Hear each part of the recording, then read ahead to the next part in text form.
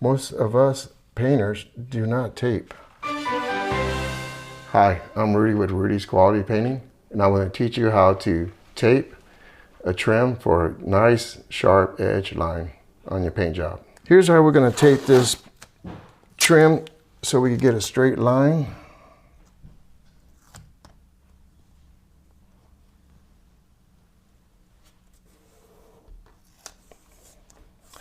Most customers don't have the skill to make a straight line with the brush, but here is what I recommend is putting the straight line, follow your trim edge, and the tape will give you, make sure you press down real good on this, on the edges. And then we got this brush here.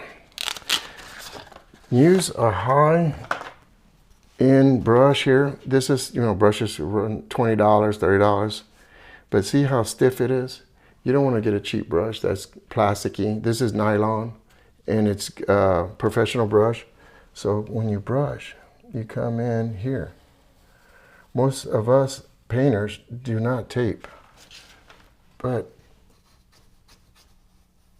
for you customers that don't have the skill or the practice, you want to tape. So I recommend taping for don't have the skills and use a good brush.